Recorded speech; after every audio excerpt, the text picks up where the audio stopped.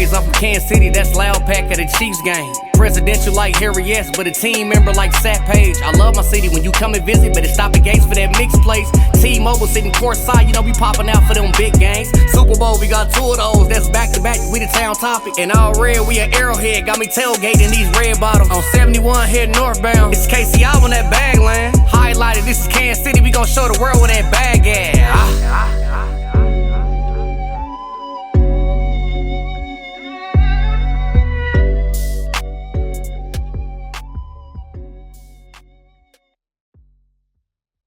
Soul plane is, right? Spirit, all right. So I had to realize, I look up Delta, and of course, the day of flight, they charging me $700, $800. I immediately say, no, that's too much for me. I go to Spirit. It say $218. I say, that's the price for me. So the thing about Spirit is that they charge you for everything.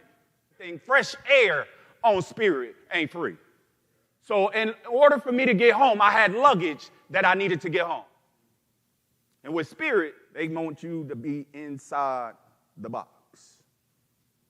Everywhere else, I can get away with something being a little heavier. Delta ain't tripping if my bag is a little heavier.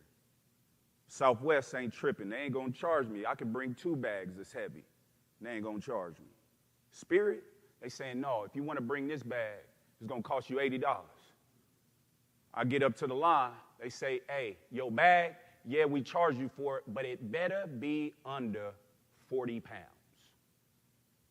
If it's even over an ounce, you cannot take it on this plane. So I go back. I have to make a hard decision because I realize that I'm going to have to throw some stuff away. We got a hard time letting go of stuff, huh? We hold on to it, don't we? We carry it and wear it like a badge of honor. Look what I've been through. Thank God a lot of us don't look like what we've been through. So I'm sitting here looking through my stuff. I open up my luggage, open it.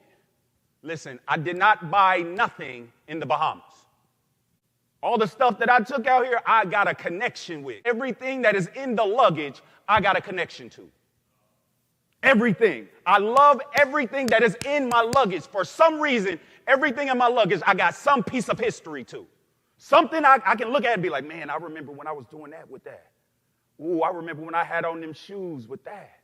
Oh, I remember when I was doing this. I had on that shirt and so came up and hollered at me. Man, I can't let go of that. I look good in this. Ooh. How many of us think with our trials and tribulations that we look good in what we've been through and not understanding we still got more work to do? So I open, I'm looking at it like, you know what we do. We try to take out, we don't want to take out everything. We want to take out a piece, hoping that the piece works. So I said, you know what? Let me take out a T-shirt. I don't mind losing a T-shirt. I can go to the store when I get back home and buy me another one. That's nothing. I ain't missing out on nothing. Zip it back up, and I take the T-shirt to the trash. Zip it back up, get back in the Spirit line, all to make sure my luggage can fit. Now, it ain't no person you can finagle. We talking about a machine. Spirit's so good that they don't even have people working at that thing no more. It's just a compartment you can put your thing on, and it roll up there. You got the weight machine and everything. It ain't no people. It ain't nobody you can talk to say, can you bend the rules for me? With Spirit, you got to follow the rules. Ladies like, yo, we got a spot for you where you can put your stuff on there so you can go. Put my stuff on there, 44 pounds. I got to go back outside. I got some more stuff I got to remove.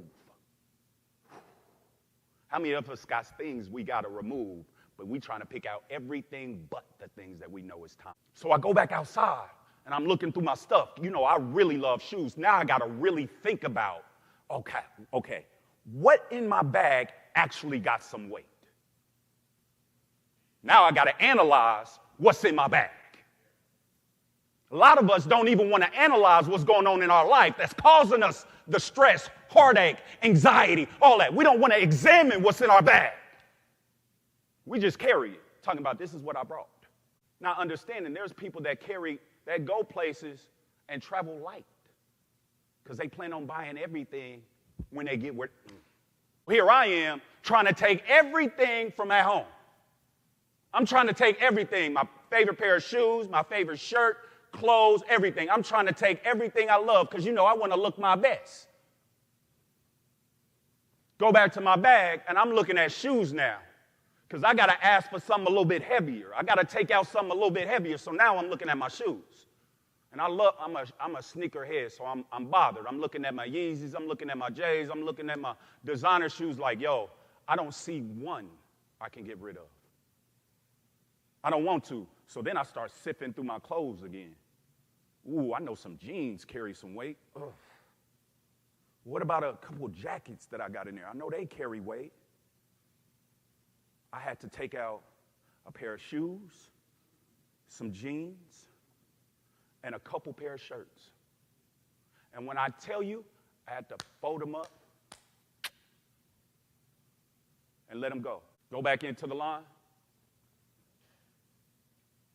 39 pounds. Goes right up, go home. Now that was inspiring for me because I take moments in my life to see where I could do something better. I don't look at situations like, why me? I look at this as like, this is a teachable moment right here. Yeah, I might be relieving myself of some clothes that I've built an attachment to, but this is actually something much deeper than what's in front of me. Much deeper. Because a lot of us be having some things that other people have done to us, things that other people have said about us, that we carry them around like it's our clothes that we need to put on.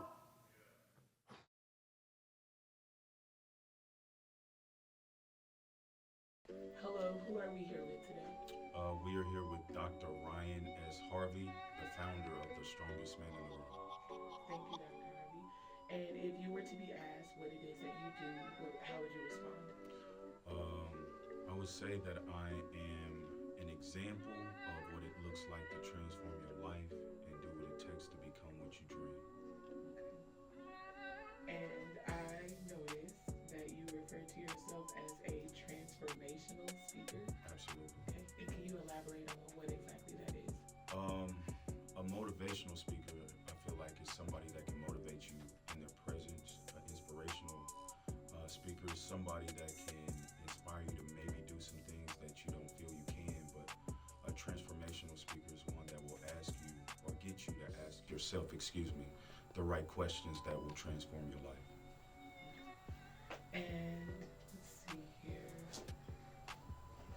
What is, I'm going to ask these a little out of order. So what is one thing that it would surprise people to know about you? That I'm goofy and I play a lot. With what I do, it seems like a lot of time that I'm super serious, but I'm just really passionate about what I do. But outside of that, I'm a person just like anybody else that has emotion and a sense of humor.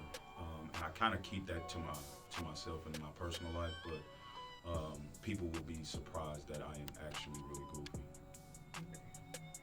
Okay. And let's see. What, if you were not a transformational speaker, do you think that you would be doing? Ooh, that's a good question. I'd probably be doing concrete, doing something in construction. That's what I'd probably be doing, something that doesn't entail me having to talk too much. So most people in their life have one set experience that kind of sets them on the path. Did you have one set experience, or would you say it was a conglomerate of different experiences? I would say it was a conglomerate of different experiences that put me in this position, but I think the most impactful was my daughter going to foster care and having to face the foster care system, and with that I really had to face a lot of things within myself that caused me to have to grow up. That is very candid of you to share. Most people aren't comfortable with that. Why do you think it's important to be willing to share things like that about yourself in order to help? I feel like in order for me to be a transformational speaker, I have to be one that knows that I have to own the experiences that I've had, and that I know the things that I've gone through are not technically for me, they're for the people that I'm supposed to be in front of. And so it doesn't hurt me to actually own my experiences, my bad situations, my unfortunate situations. It actually, I found it empowers people, and it shows that I'm not perfect either, but I'm willing to take the steps in order to become. And see here, if you had a theme song, what would that be and why? Ooh, it would be Nipsey Hussle's Blessings. I believe that is a song that I play on a regular that can really draw emotion from me to make me really feel the things that I truly desire and remind me of the places I'm trying to go. All right. And what would you say, as a transformational speaker, is the best piece of advice that you've ever received? Ooh, there's a difference in validation and confirmation. Validation is something you are looking for other people to see within you, and confirmation is something you are willing to do the work to know within yourself. If you could have an hour of mentorship or collaboration with anyone, dead or alive, who would it be and why? I would choose Malcolm X. I would love to be able to just stretch his mind to see what caused him to say and be the way that he is. I would love to get mentorship from that man. And as a transformational speaker, Yeah. or just speaker in general, what is one of the greatest accomplishments you would say since beginning your journey? Ooh, I know without a shadow of a doubt it's me getting my doctorate. When I was in high school, I left high school at the age of 16, went to a military school, and got my GED. So I never gave my family the opportunity to see me with the tassel and the coat on. But when I got my doctorate from college, this was the first opportunity for my family to be able to celebrate the work that I've done to change my life. So to be able to give my family that experience was the most gratifying experience I've had thus far. If you had to decide between placing a greater value on education or experience, which one is more valuable to you and why? Ooh, that is a really good question. I would say education. I don't think that I would be in the position that I'm in without education. And life has been my greatest teacher. And I like to say I've been paying attention in class for a long time.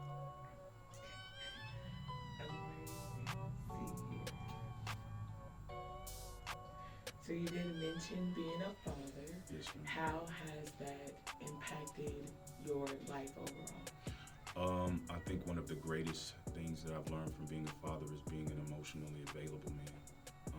I've had to go through some very tough experiences being a father, but those propelled me to learn different parts of me that I never would have been able to push myself to become.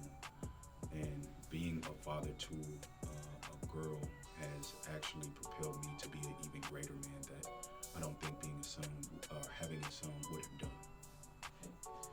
So as a society, we know that the demographic that you represent, African American male, there is not a lot of talk around things like emotional intelligence or mental health. How do you feel about the work that you're doing to stand in those gaps and kind of advocate for those things? I feel extremely honored to be an example or a potential solution to that problem. To be able to redefine what it looks like to create a strong mental health habits in your life, I think is very paramount for all men, all people in general, to actually have and exercise and see what things that they can adapt and acquire within themselves to produce that better life for themselves. So I'm extremely honored to be that vessel. I never thought in a million years with the things that I was doing when I was young that I would be led into this position to be an example of that. And traditionally with your title, which is a transformation speaker, there is a faith in what you see being able to be better. How important does faith play, the role of faith play, how important is that in your life? My faith in God first and foremost, is the cornerstone of how I even got into this position. I use faith in every aspect of my life.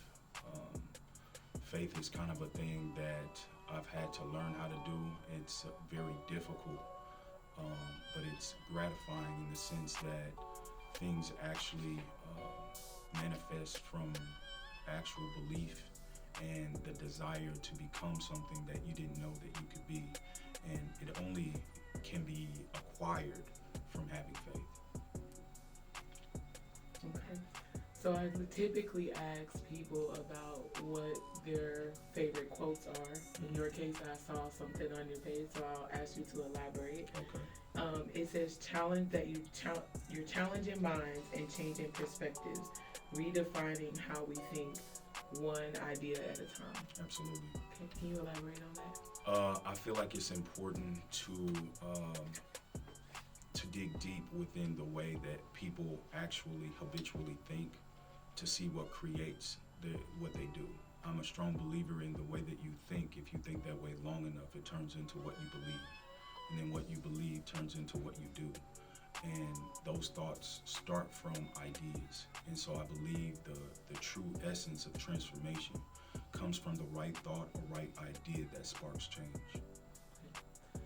And a lot of people have maybe a cookie cutter example of how they think life should go, everything should go well. What would you say to someone who is facing like a great deal of adversity? Adversity builds character, it builds calluses, and it puts you in a position to withstand what's coming. A lot of times, in my experience, adversity actually is the necessary thing for you to be able to acquire the things and actually keep them. It's kind of like taking the stairs instead of getting on the elevator and going straight to the top. Those adversities of one step, one foot after another are the things that are actually going to propel you to, once you get to the top, you actually know the weight of what you're going through to actually be able to get there and stay there. You seem like someone that legacy is very important to you. What would you like your legacy to be?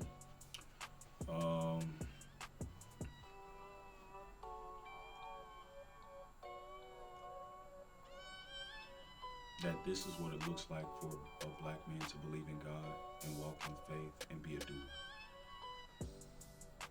And what do you personally hope to gain from being the type of speaker that you are? My goal is to be a world-renowned international speaker. And how did you actually get into speaking? Was it something that you feel like life just pushed you to, or you just said, I'm just going to try this out? 10 years ago, I went to the Bahamas, actually, and I was sitting in the cafeteria, and a guy asked me the score of an NBA playoff game, and that sparked us having a conversation.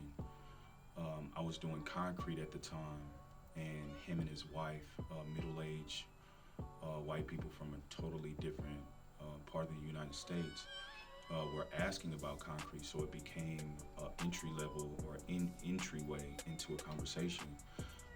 We ended up talking for a few hours. After that conversation, him and his wife were really moved by some of the things that I said, and the guy challenged me to not wait on someone to speak to me, that I should just figure out a way to start speaking. So when I got home from the Bahamas, I literally started making videos after that. How would you gauge the impact that you have had based on the speaking that you've done thus far?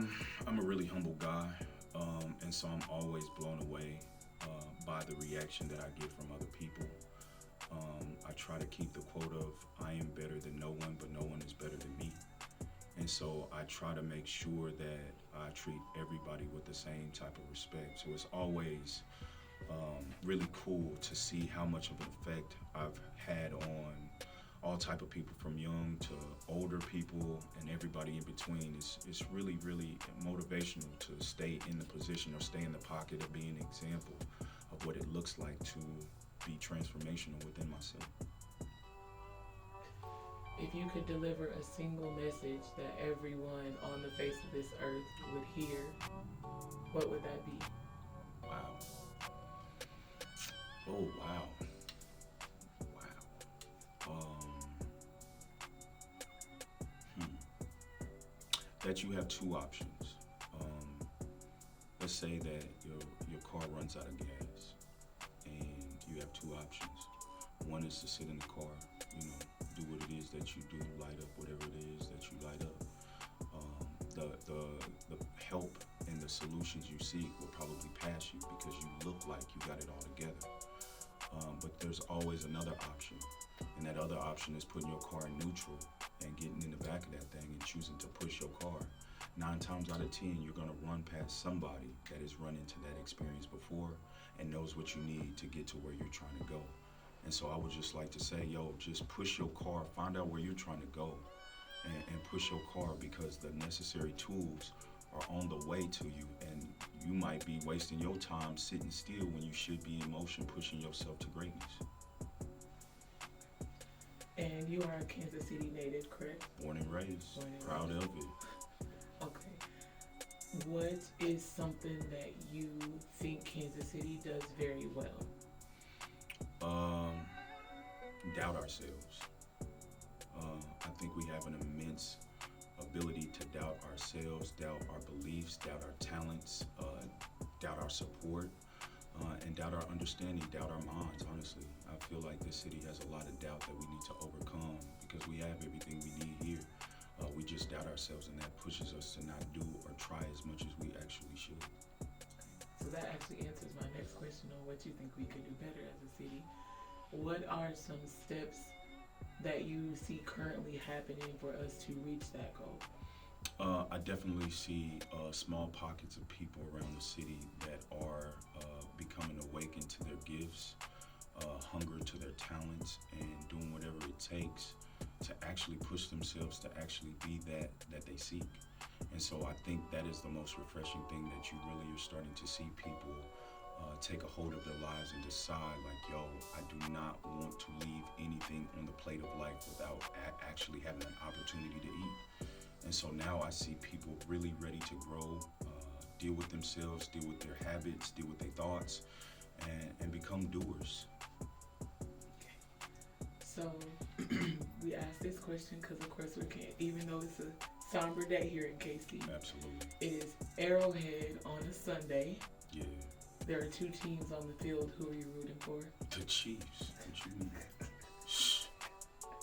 Even if they became like the Overland Park Chiefs? Nah. I don't know what that is. I ain't never heard of Overland Park nothing besides the mall, and I don't even go there no more. So no, we don't do no Overland Park Chiefs nothing. We don't do no Kansas nothing. Okay. No hate, no shade. If you had, this was my first time in Kansas City and I had 24 hours here, Yeah. What are some things that I absolutely have to do to get the best Kansas City experience? Oh man, shoot, I like the hood a little bit, so you gotta ride up and down Prospect one time. I think you gotta get some barbecue for sure. Gotta go to Westport. Back when they let us hang out a little bit, not too much now. I would say Power and Light. But I'd also say, man, try to find somebody that'll let you go to their grandma's house and eat. I really think you'll get a true Kansas City experience from being able to go to somebody's house and get to sit at their table. That's one thing I like to do if I go different places, is actually get outside the tourist attractions, but get to where the people actually live, so you can see what it's actually like being in that particular place. As you did mention, if you are in Kansas City, you have to have barbecue. Yeah. We do not allow more than one answer. We need a finite answer. Mine is easy. The Come best barbecue in Kansas City. LC's by far. It ain't even close. Hey, you better not say Gates. I heard somebody else say that before. He capped it, okay? All right? And I love him, but it is LC's, all right? So, other than yourself, is there anyone or people that you would suggest I that wish I we was hire? thinking about that. Because I don't want to be sitting here all day like. You can just rattle off 2 or 3. We can move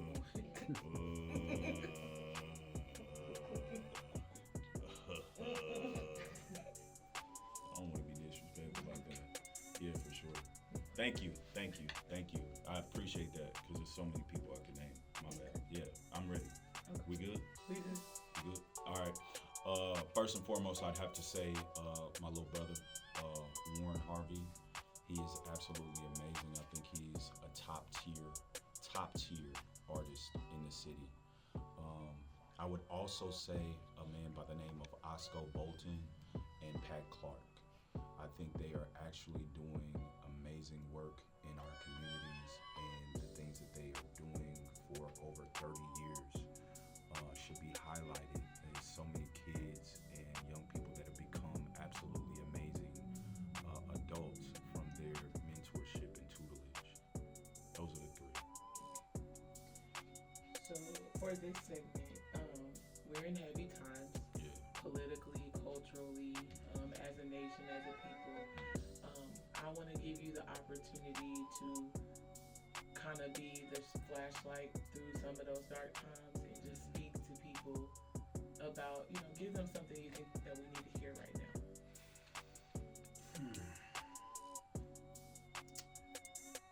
I really think it's time for you to believe in yourself. It's absolutely imperative that you go within yourself and have that honest dialogue, that you dig deep within yourself, because it can't happen outside of you. There are things that only you can do that nobody else can, and you are not making the world a place that could be just a little bit better by you not becoming who you should be. So it is absolutely time that you challenge yourself, find you, and do the things that are necessary, because only you can do them. Y'all telling this man my business? This is crazy. And where, because that was amazing.